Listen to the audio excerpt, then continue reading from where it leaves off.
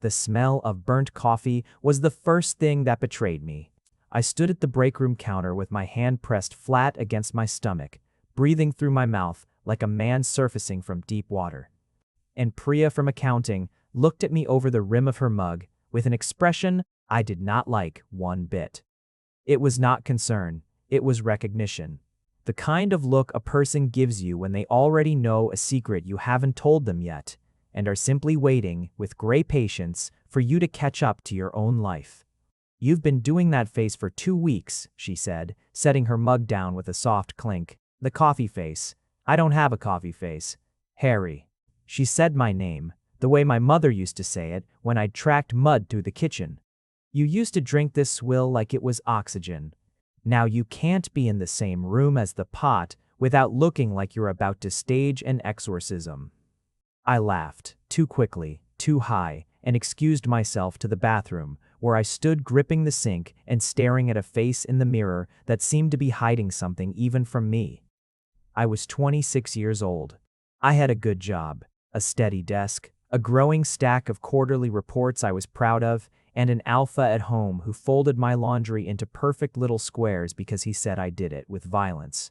I had, in short, a life that made sense. And for 2 weeks, that life had been quietly rearranging its furniture in the dark, and I had been too afraid to turn on the light and see the new floor plan. I want to start there at the sink because that's where the truth started catching up to me, even if it took the people around me. My coworkers, my ridiculous nosy, big-hearted coworkers, to say it out loud before I would let myself hear it. But if I'm going to tell you this properly, I should back up, not to a Tuesday. Tuesdays are where ordinary stories start. And there was nothing ordinary about how Emmanuel Wright walked into my life and rearranged it without asking permission, the same way he rearranged everything else.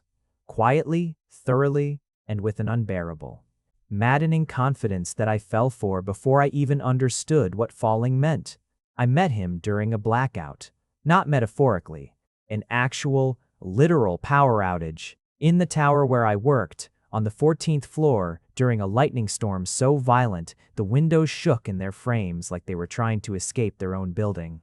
Half the office had already fled down the stairwells with their phone flashlights bobbing like fireflies, and I was still at my desk, stubbornly trying to save a spreadsheet that the universe had clearly decided did not deserve to exist, when the elevator doors down the hall groaned open with the particular death rattle sound of an elevator that has given up on its own purpose. A voice called out from inside it. Calm. Entirely too calm for a man stuck in a metal box during an electrical storm. "Is anyone still on this floor?" I remember standing very slowly the way you do when you're not sure if a strange sound in your house is a person or a raccoon, and creeping toward the elevator bank until my phone's flashlight landed on a face that did not belong to someone who should have been trapped anywhere, ever.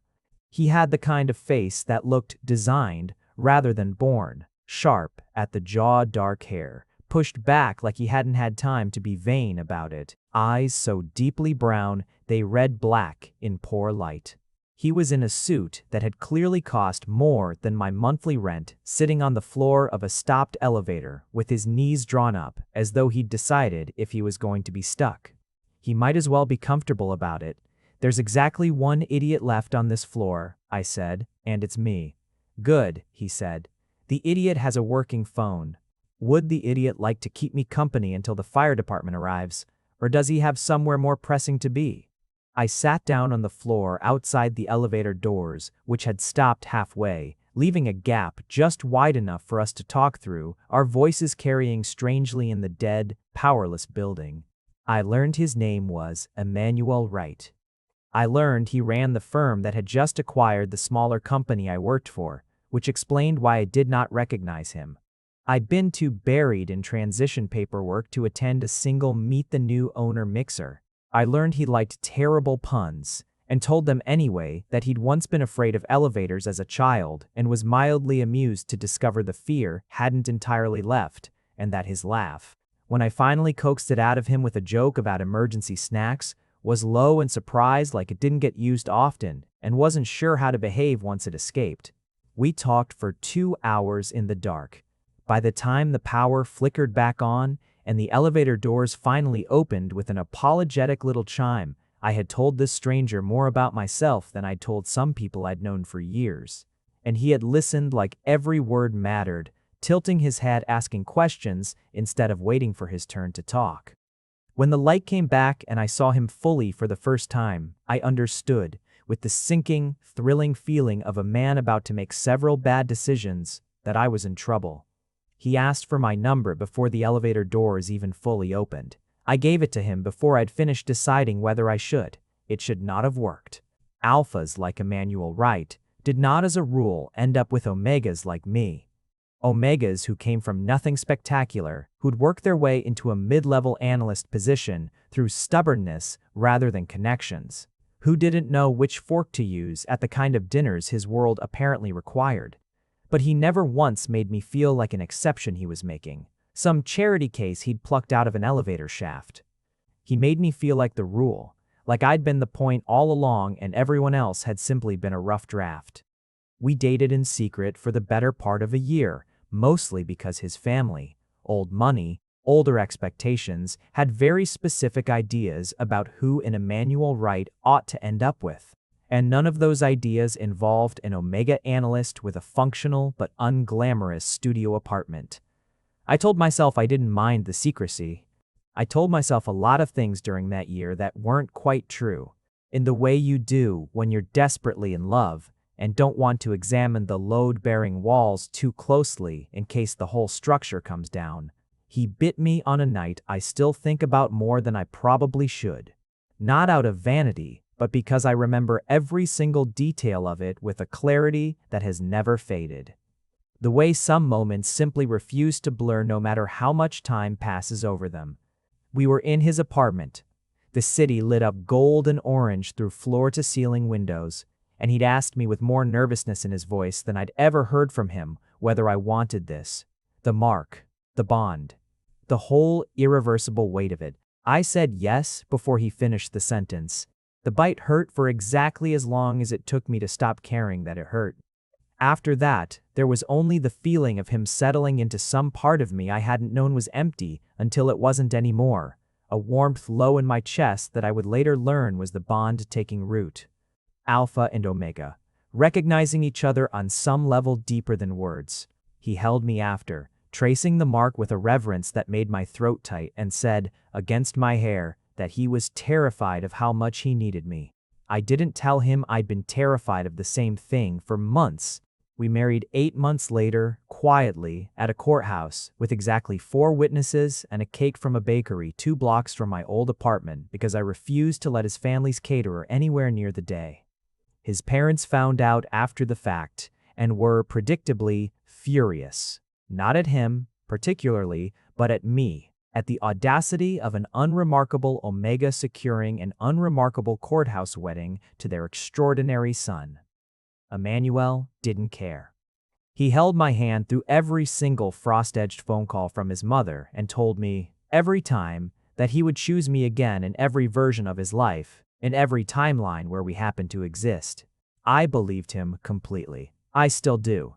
That's important to understand, going forward, because everything that happened after the anxiety, the hiding, the 2 weeks at the coffee pot, none of it happened because I doubted him. It happened because I doubted myself, and the difference between those two things nearly cost me something I couldn't have survived losing. I should tell you about the dinner, too, because it explains a great deal about why I was so afraid, later, of what a pregnancy might set in motion. It happened about 4 months into our marriage, the first time his mother agreed to sit at a table with me without an audience of lawyers or accountants to soften the blow of my presence. The restaurant she chose had the hushed, reverent quiet of a place where the prices weren't printed on the menu, and I remember spending the whole car ride there rehearsing small talk like a man cramming for an exam he already suspected he would fail. She was, to give credit where it's due, never once outright cruel to me. Cruelty would have been almost easier to absorb, because at least it would have been honest. What she offered instead was a kind of exquisitely polite disappointment, delivered in perfectly measured sentences. The sort of disapproval that never raised its voice and therefore never gave you anything solid to push back against. "You work in analytics," she said that night, somewhere between the appetizer and the entree in a tone that made the words sound like a diagnosis. "That's sensible, steady." "He's brilliant at it," Emmanuel said, before I could answer, his hand finding mine under the table. "Half the projections our board relies on this year came out of his division." "I'm sure," she said, in the exact voice people use when they are not remotely sure and have no intention of becoming sure. Then, turning her attention fully to me for the first time all evening, she asked, "And your family? What do they do?" I told her the truth plainly. A mother who'd worked retail for 30 years, a father who'd repaired industrial machinery until his knees gave out. Neither of them, the kind of names that meant anything at a table like this one. I watched something in her expression settle into place, some private confirmation of a suspicion she'd clearly walked in already holding. "How resourceful of you," she said, "to have come so far." Emmanuel's hand tightened around mine hard enough that I nearly winced, and when I glanced at him, his jaw had gone tight in that controlled, furious way I would come to recognize over the following years as the specific shape of him swallowing anger on my behalf. "Mother," he said, low and even, "Harry didn't come from anywhere he needs to apologize for, and I'd ask you not to speak to him like he owes this family an explanation for existing." She did not apologize. She rarely did, in my experience, preferring instead to simply let a subject drop once it had become unprofitable to continue. But she did notably stop asking me pointed questions about my upbringing for the remainder of the meal and on the drive home. Emmanuel apologized so many times I eventually had to physically cover his mouth with my hand to make him stop. "You don't have to apologize for her," I told him. "You're not responsible for the things she says." "I'm responsible for making sure you never have to sit through that again without knowing, absolutely, that none of it is true," he said, fierce and low.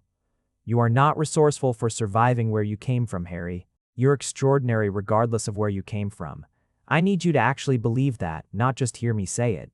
I told him I believed him. I mostly did. But some small, stubborn splinter of that dinner lodged itself somewhere under my skin and stayed there for years, quietly informing every fear I would later have about what a child of ours might be measured against, and by whom. The 2 weeks at the coffee pot began, if I trace it back honestly, on a Sunday morning about a month prior, when I woke before my alarm with a wave of nausea so total and so strange that I lay perfectly still for several minutes, convinced that if I didn't move, whatever this was might simply pass without my having to acknowledge it. Emmanuel was still asleep beside me, one arm flung over my waist with the possessive looseness of a man who slept better with me in reach than he ever had alone. He'd told me that once sheepishly, like it embarrassed him to need something so simple. I slid out from under his arm with the stealth of a trained thief and made it to the bathroom exactly in time. Afterward, kneeling on the tile with my forehead against the cool rim of the sink, I did the math. I am not a person who forgets things, especially not things that matter, and the specific thing I had apparently forgotten, or rather, the thing that had quietly stopped happening to my body without my noticing, sent a jolt of something through me that was not quite fear and not quite joy, but some unstable trembling compound of the two. I did not buy a test that day. I told myself it was because the nearest pharmacy was too far, that I was tired, that it could wait. The truth, which I was not ready to hold up to the light, was that I was afraid of what the test would say, and even more afraid of what would happen after it said it. Emmanuel and I had talked about children exactly twice in 3 years of marriage. Both times in the vague, someday soon way that couples talk about things they want, but haven't made room for yet. His family predictably had opinions, an heir, a continuation. The kind of language that made children sound like corporate assets rather than people, and every time his mother brought it up at the increasingly less frosty family dinners we'd been forced into over the years, I watched something in Emmanuel's jaw go tight and controlled the particular stillness of a man swallowing anger for someone else's benefit. "They don't get to decide when we're ready," he'd told me once, in the car after one such dinner, his hand finding mine on the console with a grip just a little too firm. "That's ours. only ours. I had agreed with him completely. And now 3 weeks after a positive test I bought at a pharmacy 40 minutes from our apartment, so no one would recognize me hidden in the bottom of a bag beneath a paperback I never intended to read. I was sitting on the truth like it was a bomb I didn't know how to defuse, terrified that telling him would collapse the careful architecture of us into something neither of us recognized. I know how that sounds. I know it doesn't entirely make sense, that a man who loved me the way Emmanuel did should have been the first person I ran to, not the last. But fear rarely organizes itself around logic. Mine had built itself brick by brick out of every frosty dinner, every clipped comment from his mother about appropriate timing and family readiness, every unspoken understanding that whatever child Emmanuel and I eventually had would be evaluated, weighed, measured against a standard I had never been told the details of, and suspected I would fail regardless. I was afraid plainly that I would tell him and that his joy, because I did believe he would be joyful somewhere underneath the fear, would be tangled up immediately with the machinery of his family's expectations, and that I would spend my pregnancy watching him manage his mother instead of simply being happy with me. So, I said nothing. I went to work. I drank ginger tea instead of coffee and told anyone who asked that I was cutting back. I threw up quietly, efficiently, and returned to my desk with a mint in my mouth and a smile arranged on my face like a piece of furniture I'd learned to walk around. I was, in other words, doing an absolutely terrible job of hiding it, and my coworkers, bless every meddling one of them, knew it. Quick pause here.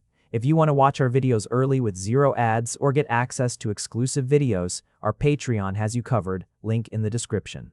Alright, back to where things get interesting.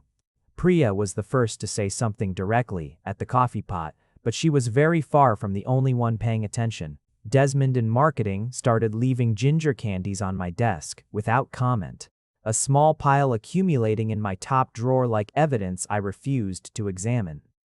Farah, who sat 2 desks over and had 2 kids of her own, took to walking past my desk at exactly the moments I looked greenest and setting a glass of water down without a word.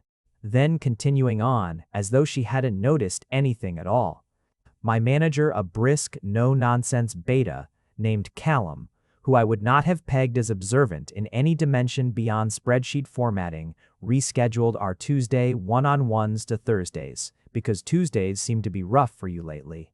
In a tone that made it very clear he knew exactly why. I told myself, with the particular determination of a man in deep denial, that I was simply surrounded by unusually kind people.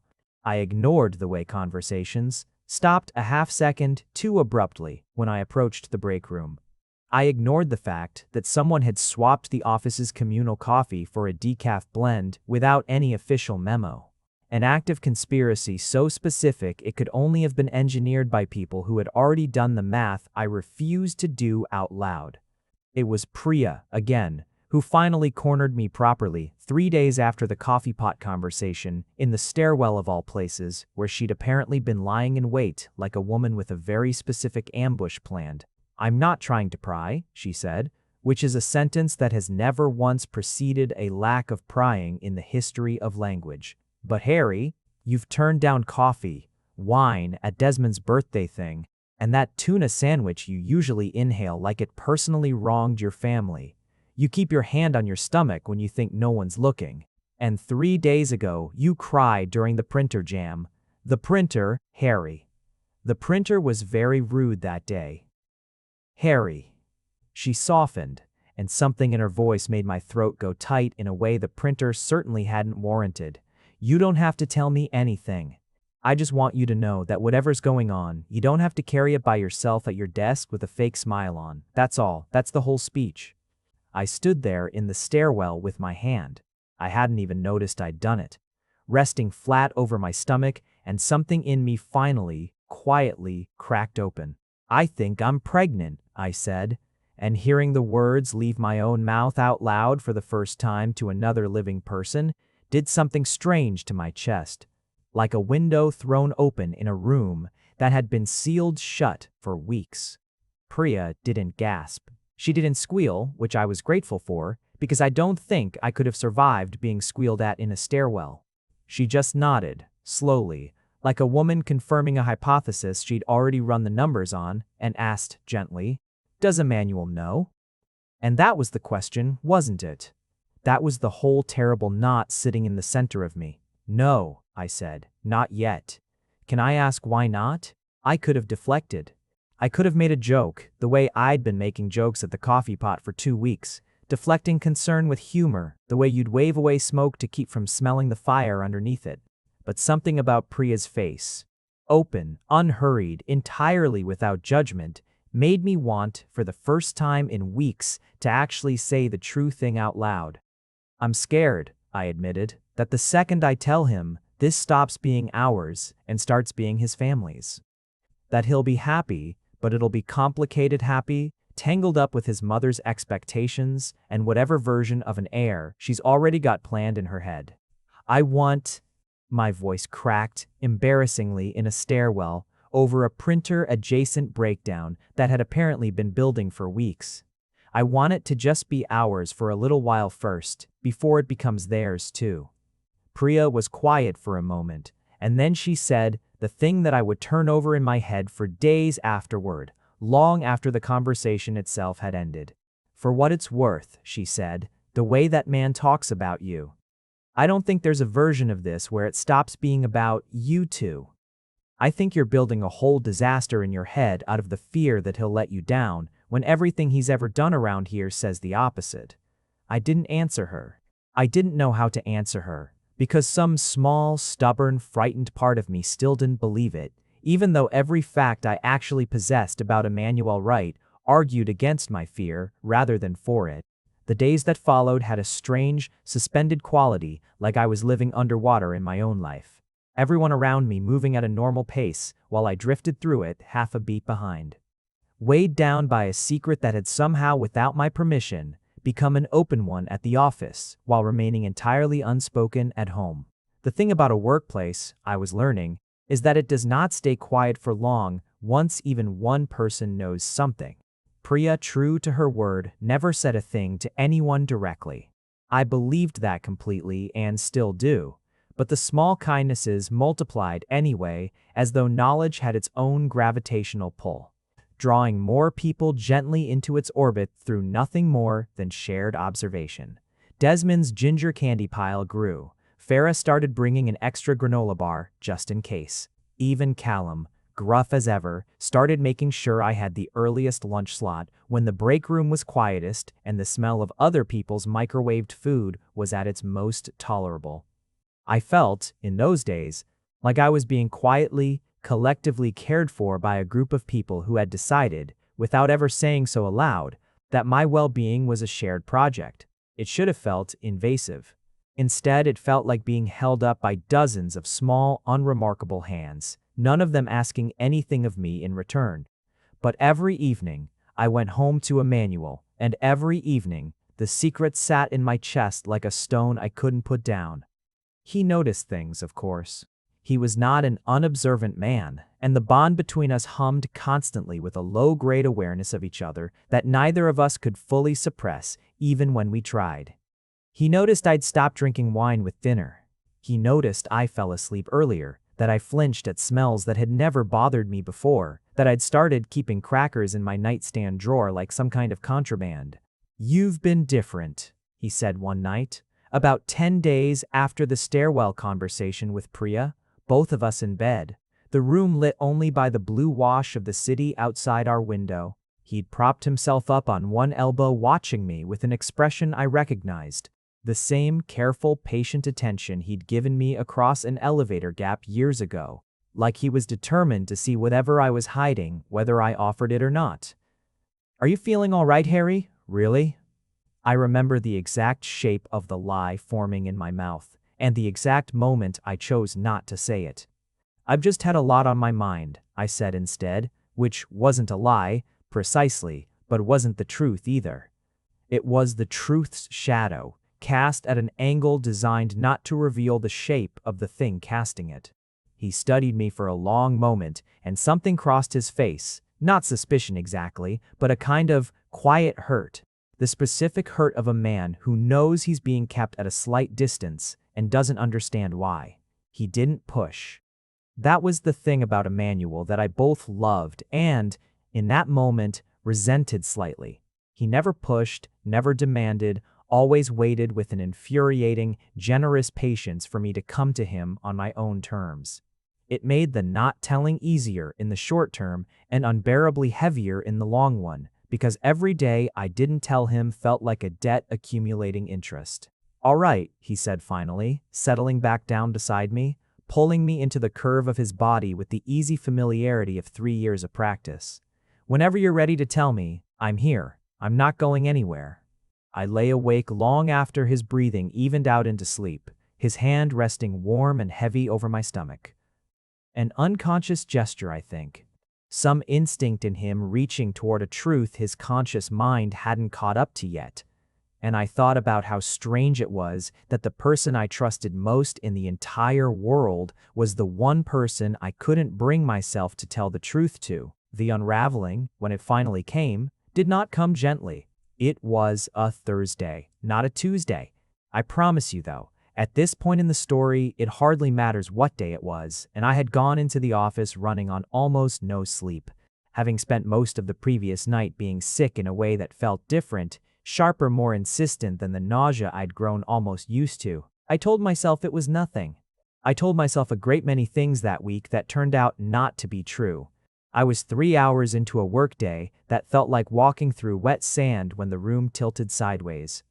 I remember very little of the actual fainting itself, the strange sliding sensation of the floor rising up faster than it should, a flash of Priya's face going white with alarm, Farah's voice sharp and urgent calling my name from what felt like the far end of a long tunnel. I remember Desmond's hands, unexpectedly strong, catching me before I hit the ground properly, and Callum's voice, stripped entirely of its usual gruffness, saying my name like a command rather than a question. I remember dimly someone saying the word ambulance and someone else saying the word pregnant, and the specific horror of realizing that the secret I had guarded so carefully for weeks was now being said out loud. In a crowded office, by people who were not me before. I had ever managed to say it myself, to the one person who most needed to hear it. The next clear memory I have is of the hospital fluorescent lights too bright overhead, a nurse's gentle hands checking my pulse, and Priya sitting beside the gurney gripping my hand so tightly it almost hurt, her face pale and stricken with an apology she hadn't yet had the chance to voice. "I called him," she said, before I could even ask. "Harry, I'm so sorry. I know it wasn't my place, but you went down so fast and they needed information and I panicked and I called him. He's on his way. I'm so sorry." I should have been angry. Some small cornered part of me was briefly a flare of panic at the thought of the truth arriving at Emmanuel secondhand through a phone call from a coworker rather than from my own mouth in my own words, in the gentle, unhurried way I had always imagined telling him. But mostly, lying on that gurney with my heart still hammering unevenly and a doctor somewhere down the hall being paged for me, I just felt relieved. Relieved that the weight I'd been carrying alone for weeks was finally, inevitably, about to be shared, whether I was ready or not. "It's okay," I told her, and meant it. "It's okay, Priya." He arrived 11 minutes later. I know because I watched the clock on the wall the entire time counting down something I couldn't name, and I heard him before I saw him, his voice, low and controlled in the way that only meant he was holding something enormous in check, asking a nurse at the front desk where Harry Bennett was being treated, "Please, right now, immediately." Then, he was in the doorway of the little curtained bay they'd put me in, and every carefully constructed sentence I'd rehearsed over the past 3 weeks for exactly this moment evaporated instantly at the sight of his face. He looked terrified, not composed, not controlled. Not the calm and steady man who'd once talked me through a blackout like it was a mild inconvenience rather than an emergency. He looked like a man who had received a phone call telling him his Omega had collapsed and had spent 11 minutes in a car imagining every possible worst version of what that could mean. Harry, my name, in his mouth, cracked down the middle.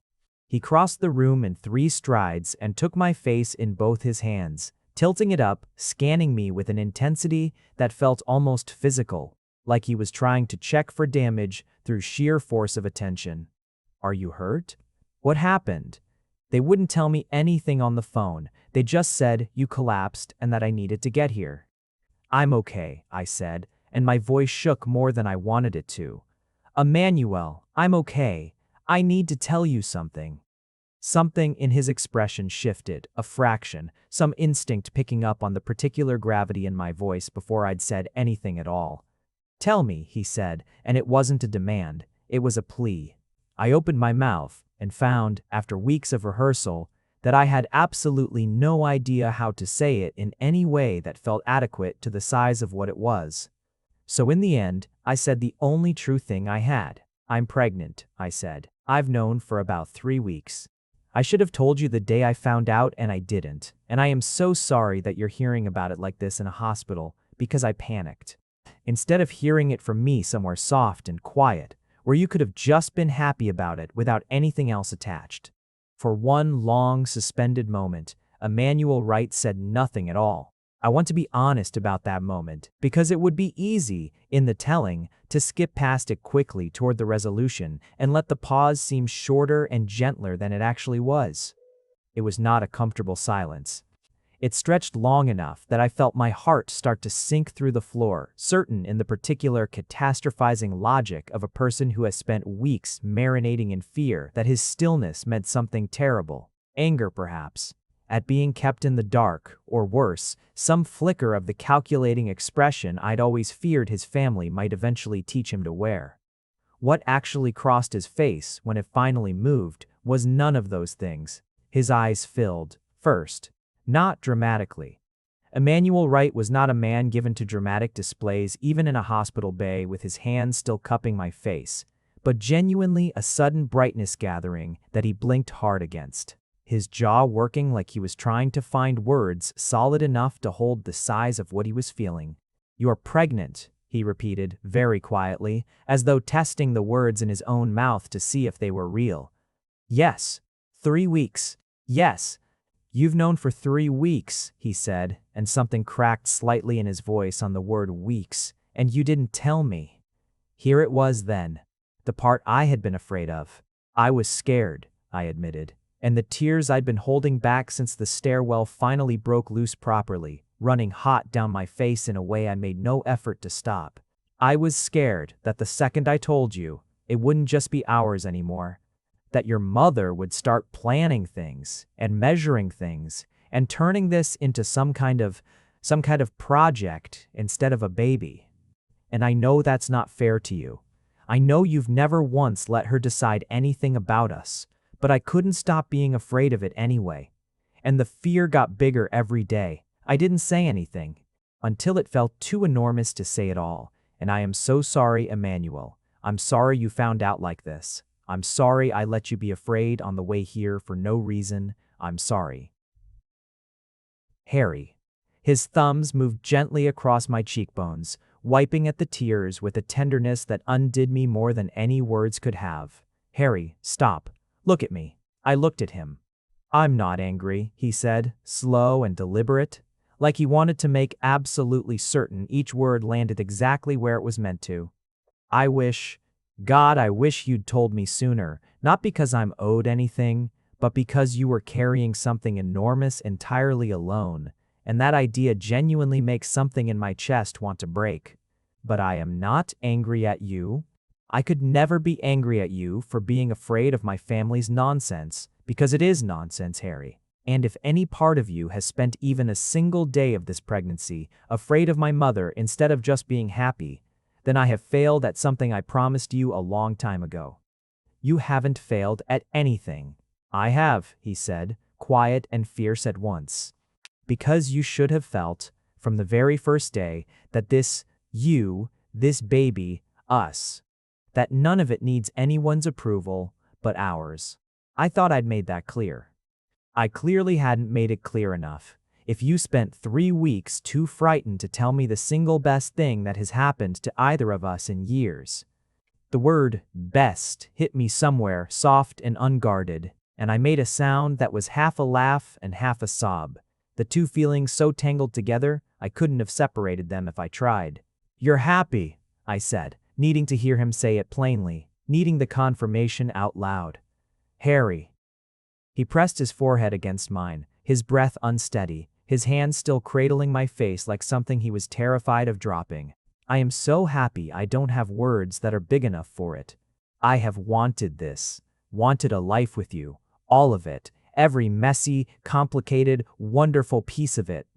Since an elevator stopped working on the 14th floor, and I decided I was never letting you go again.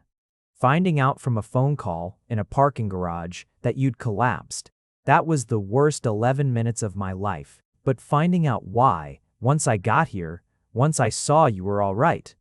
Harry, that is the single best thing anyone has ever told me." I cried harder then, the relief of it hitting me all at once, weeks of fear draining out of me like something physical, like a held breath finally released. He climbed carefully onto the narrow gurney beside me, disregarding the indignity of the hospital furniture entirely, and gathered me against his chest, one hand splayed protectively over my stomach, the other stroking slow circles into my back. "I'm sorry your coworkers knew before I did," he murmured into my hair, and there was something rueful in it now, some of the tension finally easing out of his voice. "I'm going to have several things to say to Priya about that phone call, though I suspect most of them will end up being thank yous."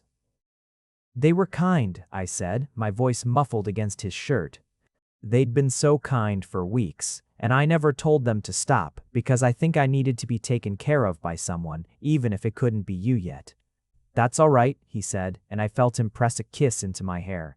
"I'm glad you weren't as alone in this as you felt, but you're not going to feel alone in it again.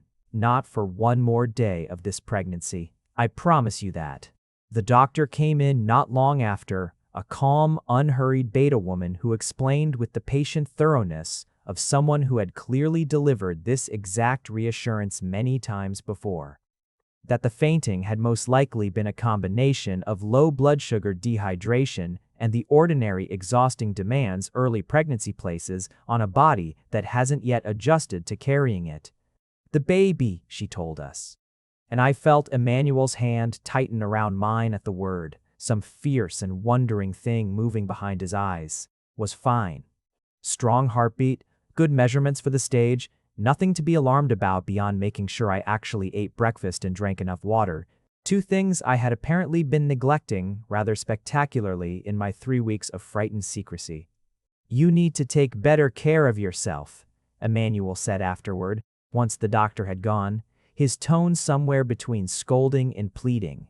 "Both of you." "I know," I said. "I will. I promise.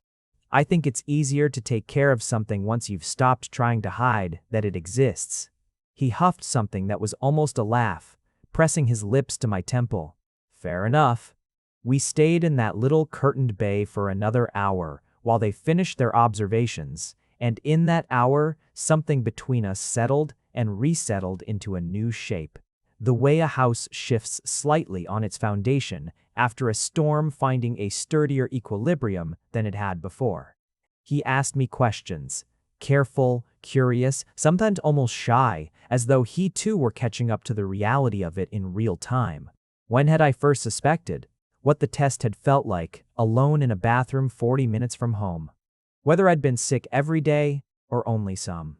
He listened to every answer like it was something precious being handed to him, and I understood watching him that Priya had been right in the stairwell all along. There had never been a version of this where Emmanuel Wright let his family's expectations poison something that belonged first and foremost to the two of us. "I need to tell you something too," he said eventually once the immediate flurry of relief had settled into something quieter. Both of us still tangled together on the narrow gurney in a way that violated at least several hospital policies. "About my mother." I felt the old anxiety twitch back to life, just slightly, at the mention of her. "What about her?" "I've already decided," he said long before today, "that whatever happens with children, whenever it happens on our terms, in our time, told to my family exactly when and how we decide to tell them. And not one moment sooner. I want you to hear that clearly, Harry, because I think some part of you has spent this whole pregnancy afraid I'd hand this over to her the second I found out. And I need you to know that isn't true, and it was never going to be true. This is ours. It was always going to be ours first. I know that now, I said. I think some scared, tired part of me needed to hear you say it out loud, though, to actually believe it instead of just knowing it. Then I'll say it as many times as you need, he said simply, and kissed me soft and unhurried right there in a hospital bay that smelled like antiseptic and adrenaline, and it felt, somehow, like the truest declaration he'd ever made me. The weeks that followed the hospital were in their own quiet way, some of the strangest and most tender of my life. Because I had spent so long imagining what it would feel like to be pregnant in secret, that I hadn't given much thought to what it would feel like to be pregnant out loud, with someone watching over every small stage of it like it was a project he'd been waiting his entire life to be assigned. Emmanuel took to research the way other men take to a new hobby, with total, slightly alarming devotion. Within a week of the hospital, our bedside table had accumulated 3 different books on omega pregnancies, 2 of which he had already annotated in the margins with a pen, underlining passages about nutrition and rest with the intensity of a man studying for an exam that mattered more than any exam he'd ever taken in his life. He started coming home earlier. He started asking, every single evening, with genuine and unhurried curiosity, how I was feeling. Not the polite, glancing version of the question, but the real one, the kind that expected and welcomed a real answer.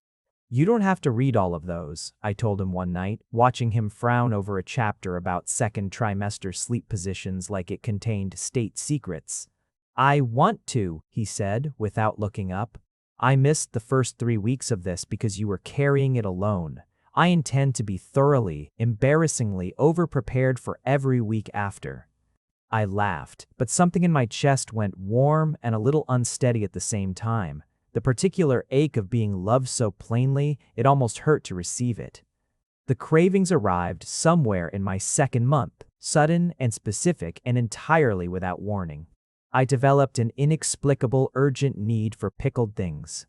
Pickles themselves, pickled onions once memorably. An entire jar of pickled peppers, eaten standing at the kitchen counter at 11 at night, while Emmanuel watched me with an expression somewhere between horror and profound affection.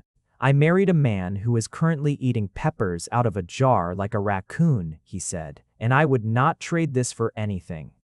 Don't talk to the raccoon, I said, mouth full. The raccoon is busy. He laughed so hard he had to sit down, and then, once he'd recovered, drove out at midnight to the one grocery store still open to buy 3 more jars, because he'd noticed correctly that I'd nearly finished the one I was holding. At the office, the shift from secret to celebrated pregnancy changed the texture of things in ways I hadn't expected.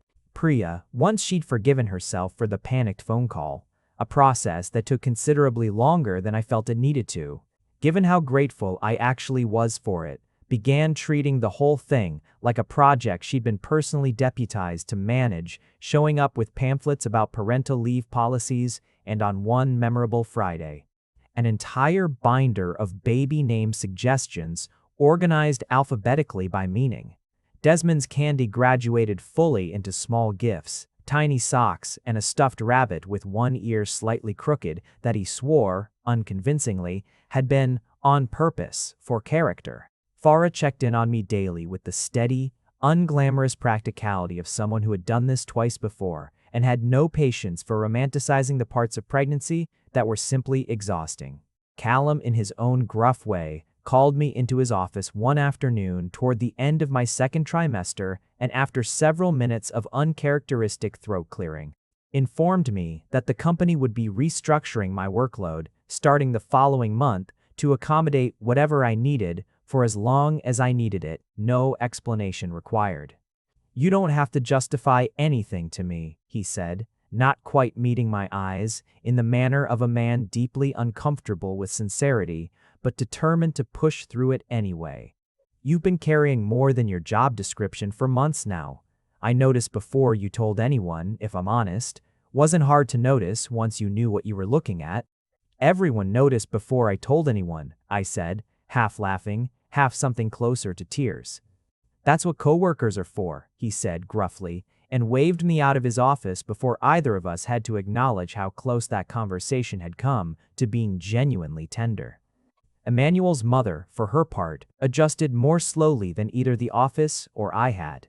The first time she visited after finding out, she arrived with a folder of pediatrician recommendations and a tone that suggested the matter was not up for discussion, and I watched Emmanuel take the folder from her hands, thank her with perfect icy politeness, and set it aside unopened on the counter where it remained for several weeks until she stopped asking about it.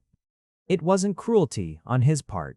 It was simply the clearest, calmest boundary I had ever watched a person draw, and it did more to heal the old wound of that first dinner than any apology could have. By the time I reached my 7th month round, and slow and endlessly tired in a way that no book had quite prepared me for, I had stopped flinching at the coffee pot entirely, stopped bracing myself for judgment that never actually came. The fear that had once felt as large and inescapable as weather had shrunk, slowly, into something manageable, something that occasionally still whispered at the edges of a bad night, but no longer ran the whole show. "You're glowing," Priya told me one afternoon, watching me eat a pickle with the single-minded devotion of a much smaller, much stranger version of myself. "I'm sweating," I told her. "There's a difference." "There isn't actually," she said. "Not this late in the game, trust me, I've seen both." We told his mother 3 weeks later, on our own terms, in our own home, over a dinner Emmanuel had insisted on cooking himself despite being, by his own cheerful admission, a genuinely terrible cook. His mother's reaction was true to form a complicated tangle of joy and immediate, barely restrained planning. I watched her mentally assembling nursery color schemes and private pediatrician recommendations before the pasta had even finished being badly served. But Emmanuel cut through it with a firmness I hadn't seen him use with her before, laying out calmly and without room for negotiation that this pregnancy would proceed however his omega, and he decided it should, and that any involvement from anyone else, however well-intentioned, would be exactly as much as we invited and not 1 inch more. His mother, to her credit, adjusted. Slowly, imperfectly, but she adjusted, and over the months that followed, I watched something between us thaw that I hadn't expected to thaw at all, a grudging respect growing into something that eventually, astonishingly, resembled warmth. Back at the office, my secret, long since an open one, became something entirely different once it was official, sanctioned, celebrated, rather than merely observed. Priya cried when I told her officially, though she pointed out, not unreasonably, that she'd already known for weeks and had simply been waiting, with great restraint, for me to catch up. Desmond's ginger candy pile got promoted to a permanent fixture of my desk, joined eventually by little baby shoes he found at a shop near his apartment, unable to help himself. Farah gave me an entire binder of advice, half of it useful, half of it terrifying.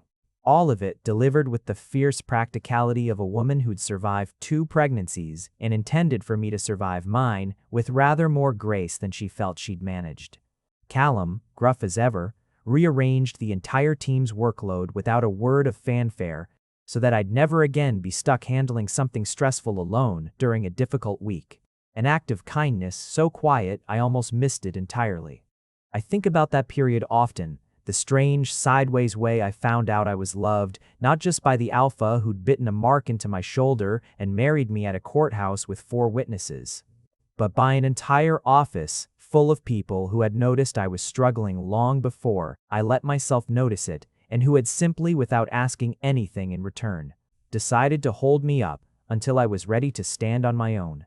Our daughter was born on a spring morning 9 months and 1 very long, very loud labor later, with her father's dark eyes and, according to every single nurse in that delivery room, my exact stubborn scowl. Emmanuel cried when they placed her on my chest, openly, unashamedly, in a way I don't think his family had ever seen him cry before, and certainly hadn't expected from the composed, controlled man they thought they knew. He held her like she was something impossibly fragile and impossibly permanent all at once, And when he finally looked up at me, his face wet and radiant and entirely undone.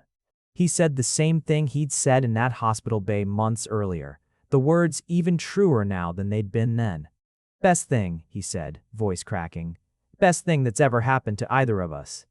I think about the fear now, the weeks I spent hiding at a coffee pot, flinching at the smell of things I used to love, terrified that telling the truth would somehow shrink what we had rather than expand it. I understand that fear better now than I did then, and I've forgiven myself for it, mostly because I think fear like that rarely comes from nowhere. It comes from every small hurt that came before. Every frosty dinner and clipped phone call stacked up until it built something heavier than the truth deserved to carry. But I know now, in a way I didn't quite know then, that love, the real kind, the kind that survives blackouts and secret courthouse weddings and terrified phone calls from parking garages, doesn't shrink under the weight of hard truths. It expands to hold them. Emmanuel held every version of me through that pregnancy, the frightened version and the relieved version and the exhausted, glowing, impossible version that finally handed him his daughter on a spring morning. And he never once made me feel smaller for any of it. My coworkers knew before he did. I think some days that they knew before I let myself know too. Priya at the coffee pot, Desmond with his quiet pile of candy, Farah with her granola bars and her binder of hard-won advice, Callum with his rearranged Thursdays. They saw the truth in me before I could bear to see it myself, and they held that knowledge gently, kindly, without ever once making me feel exposed by it. But Emmanuel held the truth of it forever after, in every year that followed, in every ordinary Thursday and every extraordinary spring morning, and that, in the end, was always going to matter more than who knew first. It was never a race. It was only ever a matter of when I'd finally let myself believe I didn't have to carry it alone. We named her Rosalind after no one in particular, simply because Emmanuel had said the name out loud once testing it, and I'd watched something in his face settle the moment it left his mouth. The way you know a key fits a lock before you've even finished turning it. His mother had suggested a family name, some ancestor 3 generations back, whose portrait still hung in a hallway I'd only visited twice. And Emmanuel had listened to the suggestion with perfect politeness, and then named our daughter something that belonged to no one but her, which felt in its own quiet way like the final word in an argument that had been running since a restaurant dinner years earlier. I went back to the office 4 months later, not because I had to. Callum had made it abundantly clear in his gruff and roundabout way that my job would be waiting whenever I was ready, and not one day sooner. But because I found, somewhat to my own surprise, that I missed it. I missed Priya's relentless nosiness, and Desmond's ridiculous gifts, and Farah's blunt, hard-won wisdom, and I missed more than anything the particular feeling of being known by a group of people who had watched me through one of the most frightened chapters of my life and simply without fuss decided to hold me steady through it. They met Rosalind before most of Emmanuel's extended family did, actually, because I brought her by the office on my first day back. Strapped to my chest in a carrier, Emmanuel had spent an entire weekend researching with the same fierce, slightly absurd devotion he'd once applied to pregnancy books. Priya cried, predictably. Desmond produced from some drawer I hadn't known existed an entire second stuffed rabbit to match the crooked-eared one he'd given me months before, insisting they were a set and had been planned that way from the beginning, a claim none of us believed for a second. Farah held Rosalind for exactly 4 minutes with the brisk, practiced competence of a woman who had done this before, and then handed her back with the simple observation that she had her father's stubborn chin and my exact scowl. An observation that would follow Rosalind for the rest of her childhood, repeated at every birthday like a piece of family scripture. Callum, when I finally brought her to his office, held her so carefully and so briefly that I understood, watching him, that this was a man moved considerably more than he had any intention of admitting. "She's got good lungs," he said, after she let out one sharp, startled cry at being passed between unfamiliar arms. "That'll serve her well in this industry." "Callum," I said, laughing, "she's 4 months old."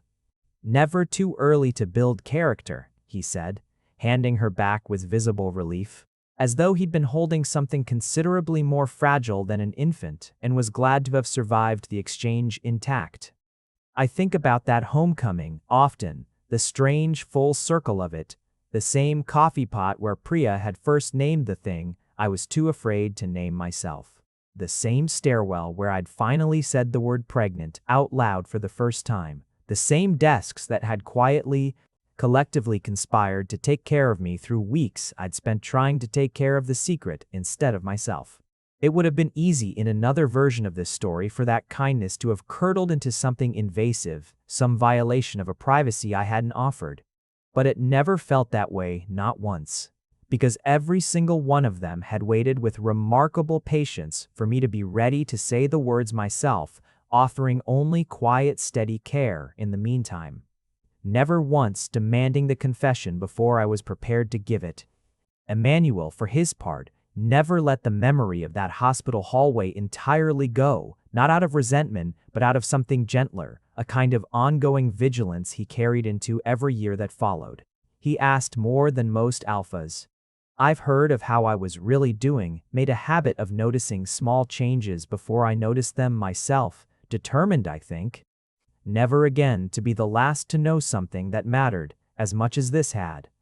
You don't have to keep watching me like I'm about to collapse, I told him once years later, half exasperated and wholly fond, watching him hover at the kitchen doorway during a bout of a stomach bug that had absolutely nothing to do with pregnancy. I know, he said, unbothered, leaning against the doorframe with the easy, settled confidence of a man who had long since stopped needing to defend his own devotion. I'm going to keep doing it anyway. Consider it compensation for 3 whole weeks. I spent not knowing the most important thing happening in my own house. I never did quite manage to talk him out of that particular habit, and after a while, I stopped trying. There are worse things I've learned than being loved a little too carefully by a man who once let a blackout turn into the beginning of an entire life, who chose me across every frosty dinner and every measured disapproval, who held my face in his hands in a hospital bay and told me without hesitation that nothing about our daughter would ever belong to anyone before it belonged to us. My coworkers knew before he did. That's true, and it will always be true, and it used to feel in the retelling like the whole point of the story, the funny, human detail that made people laugh when I told it at dinner parties years later, Priya at the coffee pot, Desmond's ginger candy, the printer that made me cry for reasons that had nothing to do with printers at all. But the real point, the one I understand better now than I did in that stairwell, is simpler than that. It was never really about who knew first. It was about learning slowly and imperfectly that I didn't have to carry the frightening, wonderful things alone. Not the fear, not the joy, not the strange, tender weight of becoming someone's parent before I'd even told their other parent I was pregnant. Somewhere between a coffee pot and a hospital gurney and a spring morning 9 months later, I learned that the people who loved me, all of them, co-workers and husband alike, had been reaching for me long before I let myself be caught. I just had to stop running long enough to be held. If you made it to the end, you're my kind of person. Leave a subscribe, comment down your favorite part of the story, and if you want early access to videos, exclusive content, or just want to support the channel, make sure to join our Patreon, link is in the description. Even one member genuinely means the world to me. See you in the next one.